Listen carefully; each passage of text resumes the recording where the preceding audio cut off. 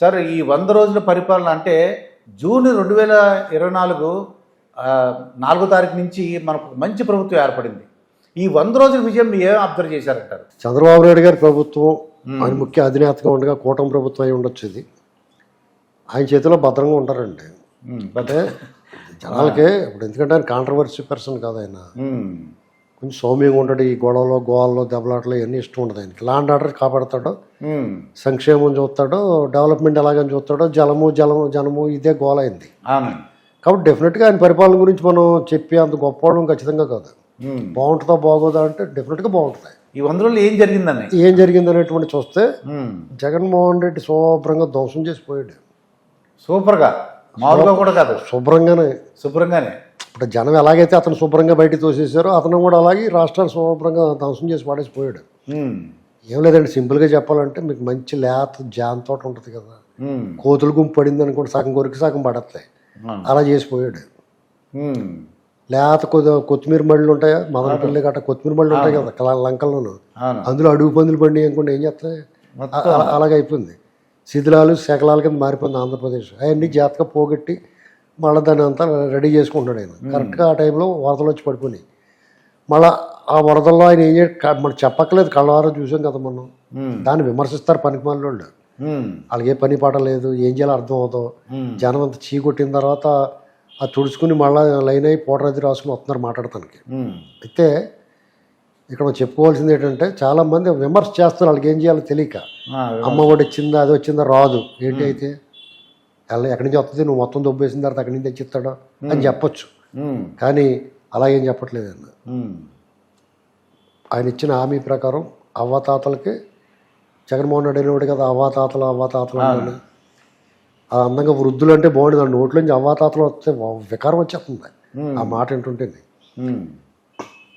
1000 రూపాయలు పెంచుతాను పెన్షన్, 3000 నుంచి 4000 చేస్తాను. అది కూడా ఏప్రిల్ నుంచి లెక్కటిస్తా ఉన్నారు. ఏప్రిల్, మే, జూన్ 3 నెలలతో కలిపి 4000 ప్లస్ 3000 7000 జూలై 1వ తారీఖు అప్పచెప్పాడు. ఆగస్టు 1వ తారీఖు ఇచ్చారు. సెప్టెంబర్ 1వ తారీఖు వాన వరద వర్షం ఏమొచ్చినా ఇచ్చారు.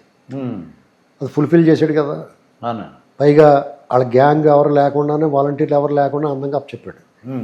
2 ఉద్యోగస్తులకు 1వ తారీఖు జీతాలు అనేటువంటిది మధ్యకాలంలో వాళ్ళ కళ్ళలో తప్ప బయట 1వ తారీఖు జీతాలు రావట్లేదు వాళ్ళకి. టకాల్మని పడుకుని 1వ తారీఖు జీతాలు వాళ్ళకి. Job calendar, DSC, mega DSC అన్నాడు, 16,000 17,000 మందికి ఉద్యోగాలు వచ్చి ఏర్పాటు చేశారు.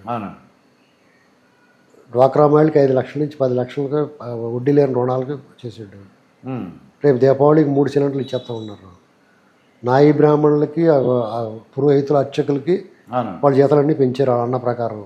ఏ తప్పాడైనా 3 నెలల్లో అసలు ఈ చేసిన ఫైళ్ళు గాలి చేసి పెంట చేసి రొచ్చు రభస చేసాడే.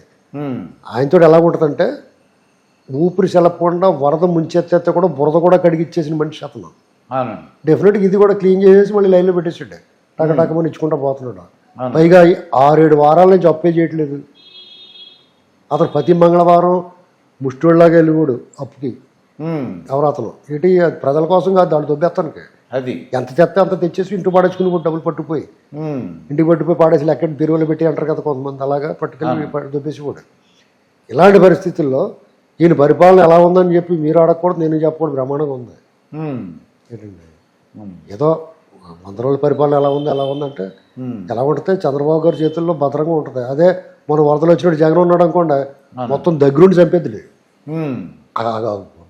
కరకట్టని తవ్వేసి జనాల మీద వదిలేద్దు నీళ్ళు. అంత కసి అతనికి, ప్రజలంటే సిరాగా అతనికి, ప్రజలంటే కోపం అతనికి. అదో రకం వికృత మనస్తత్వం అండి. దెయ్యాలకి భూతాలకి అవి కూడా కొన్ని మంచివి ఉంటాయి, దెయ్యాల్లో కూడా ఉన్నాయి, కొంచెం మంచి దెయ్యాలు ఉంటాయి. ఇతను అలాంటి కాదు, కానీబాల్ అన్నమాట, నరమాంస భక్షకుడు. మనిషి కనపడితే తినేస్తుంది కానీబాల్ అంటే. అలాగే నరమాంస భక్షకుల్ని కానీబాల్ అంటారు. వీళ్ళు అలాంటి వాళ్ళు. ఆఫ్రికా అడవుల్లో ఉన్నాయి కొన్ని కానీబాల్స్, అలాంటి వాళ్ళు ఇతను.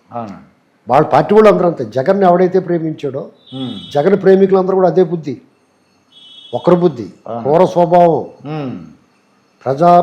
ప్రజలకు ప్రజాద్వేషులు, ఆంధ్రద్వేషులు, ప్రజాద్రోహులు, ప్రజాస్వామ్య ద్రోహులు, చట్టము రాజ్యాంగాన్ని అసలు అమల్లో పెట్టుకోరాళ్ళు, కోర్టు ఆదేశాలు బేఖాతరు చేస్తారు. మీరు చెప్తున్న జ్ఞాపకం వస్తుంది, జగన్మోహన్ రెడ్డి గారు ఒక్క పిలిపించారు అనుకోండి, మంచి అవకాశం అండి. కార్యకర్తలందరూ వెళ్ళి హెల్ప్ చేయమని అన్నారు అనుకోండి, ఇది ఎంత అసలు ఆ బుద్ధాలకి ఎందుకు ఉంటుందండి వాళ్ళ జీవితంలో అలవాటు ఉండాలి కదా వాళ్ళ జీవితంలో ఎప్పుడు పాలు తీసి ఎవరికైనా ఇచ్చాడు మొన్న వచ్చినప్పుడు పులిహార బొట్టలు మట్టుకొచ్చాడు ఎవరికైనా అది ₹1,00,00,000 ఏదో ఇచ్చావా అలాగే ₹1,00,00,000 ఇచ్చాడు లేదో తెలుసా ఎవరికైనా ఎవరికి ఇచ్చాడు ఇప్పుడు ఎవరన్నా ఉంటే సీఎం రిలీఫ్ ఫండ్కి ఇస్తారో చెక్ పట్టుకెళ్ళి చూస్తున్నాం ఇచ్చి వాళ్ళు అందరినీ అవునండి లేదా సహాయ కార్యక్రమాలు చేస్తున్నారు వాళ్ళు కళ్ళ ముందు కనపడుతున్నారు ఇది ఎక్కడ ఇచ్చాడు జేబులో చాక్లెట్ కూడా పెట్టుకోడు పిల్లలు కనపడ్డారు అనుకో ఇప్పుడు నేను ఏం చేస్తాను చాక్లెట్లు ఇప్పుడు యాసంకాలం వస్తే 4 మధ్య ప్యాకెట్లు పడేసుకుంటాను కారులో నా స్థాయికి ఏ పోలీసు వాడు ఎండలో నిలబడి ఇలా చెప్తూ ఉంటారు కదా పాపం ఎండలో మాడిపోతుంటారు బాబు నువ్వు ప్యాకెట్ ఇస్తాను లేకపోతే జేబులో చాక్లెట్ వేసుకుని మా మనవలతో పాటు వాళ్ళకి తలకు చాక్లెట్ ఇస్తాను అది అలవాటు ఉండాలా ఈ రాష్ట్రానికి ముఖ్యమంత్రి చేసాడు వాడు బాబుని అడ్డం పెట్టుకుని 1,00,000 కోట్లు కొట్టేసాడు వీడు ముఖ్యమంత్రి 10-11 లక్షల కోట్లు కొట్టేసాడు ప్రజాధనంతో వాడు పేపర్కి వాటికి నిధులు మళ్లించేసుకున్నాడు ఇది అంగడే గారు మింగిడి లేదండి ఎంత రా రా రా అని చెప్పేసి తినేసాడు వాడికి రావాలి అలవాటు ఉండాలా ఇప్పుడు ఇచ్చుటలో ఉన్న హాయి ఏ రెచ్చటను లేదో అన్నాడు కవి సినీ కవి ఆ ఇవ్వటం అనేటువంటిది అలవాటు ఉండాలి ఇచ్చినప్పుడు వచ్చే ఒక సంతోషం హాయి అనుభవం ఉండాలి ఇచ్చుటలో ఉన్న హాయి ఒకసారి అనుభవిస్తే అది మీకు ఇంకోసారి అనుభవించాలి ఉంటుంది నేను మొన్న అన్న క్యాంటీన్లో ఒక తాపి మేస్త్రులను కార్పెంటర్లో వాళ్ళ కనబడితే అడిగా చాలా హ్యాపీగా భోజనం చేస్తున్నారట అంటాడు ఏమండి ఇతను అన్నా క్యాంటీన్ కొట్టేశాడు ఆడ రాగానే అన్న క్యాంటీన్ పెట్టించారు కదా మళ్ళీ 70-80 రేపు ఆల్రెడీ 100 ఓపెన్ చేశారు మళ్ళీ 70-80 వాళ్ళు ఓపెన్ చేస్తున్నారు ఇక్కడ వాళ్ళు చెప్పిన మాట నిలబెట్టుకుంటున్నారు దీపావళి నుంచి 3 సిలిండర్లు ఇచ్చేస్తున్నారు లేడీస్ ఫ్రీ బస్సులు మహిళలకు బస్సులు ఫ్రీ అన్నారు కదా 400 బస్సులు కొంటున్నారు ఇప్పుడు వీడు బస్సులన్నీ ఏ పాటుకో పాటు ఓడదీసి అమ్మేసుకున్నారు వీళ్ళు బస్సుల కన్నా ముందు టైర్లు వెళ్ళిపోయి అవి ఏం బాగు చేయించలేదు ఆ రోడ్లు పనికిమాల రోడ్లు పెట్టి నడలు ఇరిగిపోయేలాగా ఉండి ఎంత పెంట చేసిపోయాడండి ఇప్పుడు వీళ్ళు నేను అందుకుని వీళ్ళు దండుపాళ్ళెం బ్యాచ్ కట్టని ఎందుకంటే అనుకుంటున్నారు దొంగతనాల్లో 4-5 రకాల ముఠాలు ఉంటాయి ఇదివరకు స్టోర్టపురం గ్యాంగ్ అని ఉండేది వాళ్ళు ఏం చేసేవారంటే శుభ్రంగా ఇంటికి వచ్చి దోపిడీ చేసి బంగారం గ్యాంగానే పట్టుకుపోయి ఇంట్లో ఏదైనా ఉంటే తినేసి పోయేవారు వంటగదుల్లోనూ ఇంకో రకం వచ్చేవారు కొట్టి చంపేసి పోయేవారు ఈ దండుపాళ్ళెం బ్యాచ్లో అటువంటి ఏంటంటే బంగారం గింగారం తోసేస్తారు మనుషులు కొడతారు చంపేస్తారు వంటగదిలో పోయి తినేస్తారు అక్కడే మల విసర్జన చేసిపోతారు అలాంటి వాళ్ళు వీళ్ళు కాబట్టి వీళ్ళ పీడ విరగడైన తర్వాత వీళ్ళ అదృష్టం ఏంటంటే చంద్రబాబు గారు వచ్చిండు అది ఆయన చేతుల్లో భద్రంగా ఉన్నారు వాళ్ళు ఇంక వద్దురా బాబు ఇంక ఎప్పుడు కూడా ఈయన వదులుకోకూడదు అనుకుంటున్నారు జనం ఆ జగన్ కనపడి అన్ని ఉలిక్కి పడుతున్నారు వాళ్ళు దెయ్యం చిన్నపిల్లలు చూడండి ఉలిక్కి పడతారు నిద్రలో ఉలిక్కి పడతారు అలాగే అప్పుడు పోతున్నాడు కదా బయటికి జైల్లోకి వెళ్ళి ఎవరిని పరామర్శ చేస్తున్నాడు దేశానికి ఏమైనా మేలు చేశారు వాళ్ళు ఒకడేమో ఈవీఎంలు పగలు కొట్టినాడు ఇంకొకడేమో పెద్ద దొంగ ఆ పార్టీ పెద్ద నేరం చేసినాడు వాడు లోపలికి వెళ్ళిపోయాడు అందుకే సురేష్ బయట రాడు కాబట్టి చంద్రబాబు నాయుడు గారి కూటమి ప్రభుత్వం పైగా పైన ఎన్డీఏ వాళ్ళు మామూలుగా అయితే ఎదవ డ్రామాలు ఆడుతురు కానీ చంద్రబాబు గారితో అవసరం ఉంది కాబట్టి మూసుకుని అన్ని పనులు చేసి పెడుతున్నారు